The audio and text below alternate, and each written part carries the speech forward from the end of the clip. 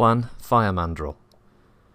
The Kerensky exiles introduced the fire mandrill, a member of the genus Mandrillus sphinx, to Eden where it thrived. Named for its fire-red coat, the fire mandrill earned respect for its aggressiveness and loyalty to the pack, making it an ideal totem animal for one of the new clans.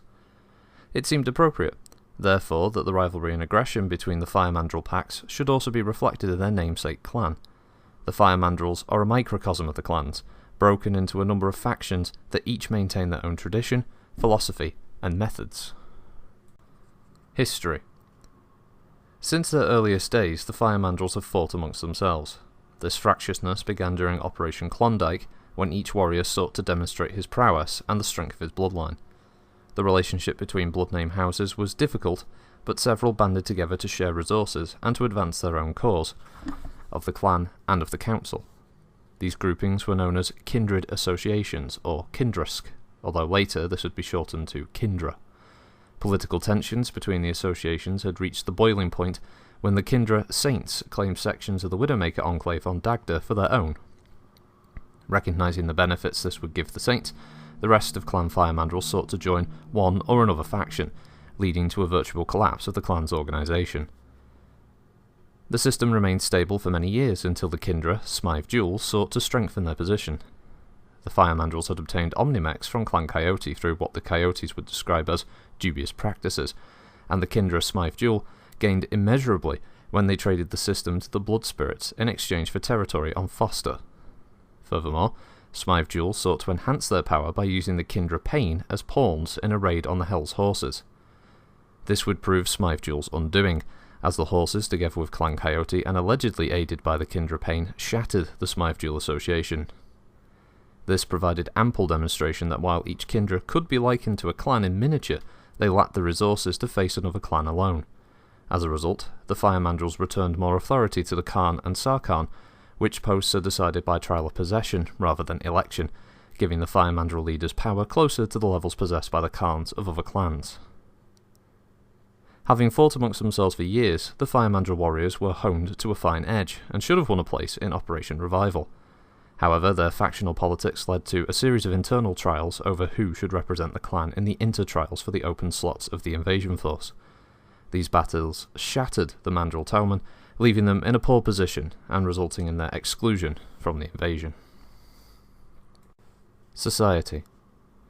To the Fire Mandrills, the kindraa and the blood-name house is the centre of their existence.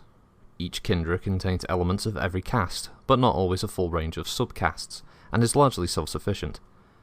Kindraa rulers have powers akin to a Khan over their people. However, each kindraa believes in its own superiority and rarely takes genetic material from others.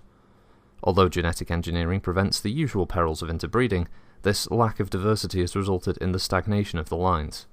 It is rumoured that to inject new blood into these kindraa, a few have incorporated freeborn DNA into their breeding program. The Fire Mandrill attitude to bondsmen is mixed. They are leery of outsiders and regard those they take with suspicion. However, they do not wish to waste resources, and although few warriors can expect adoption into the warrior caste, use of bondsmen in civilian castes is as prevalent as in other clans.